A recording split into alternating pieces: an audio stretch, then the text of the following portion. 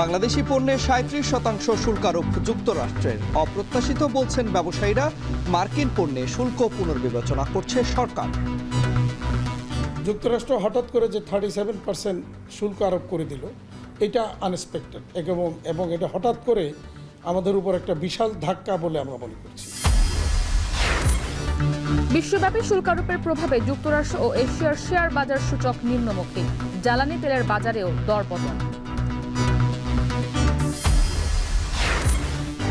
বিমস্টেক শীর্ষ সম্মেলনে যোগ দিতে ব্যাংককে প্রধান উপদেষ্টা। মন্ত্রী পর্যায়ের বৈঠকে সমুদ্র পরিবহন সহায়তার চুক্তি সই।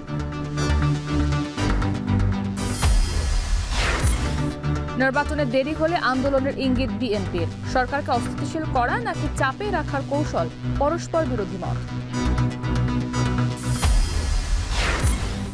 এবং চট্টগ্রাম কক্সবাজার মহাসড়কের ঝুঁকিপূর্ণ বাঁকে সতর্কচিহ্ন ও গতিসীমার নির্দেশনা স্থাপন শুরু। ফিটনেসবিহীন যান ধরতে বিআরটি এর অভিযান।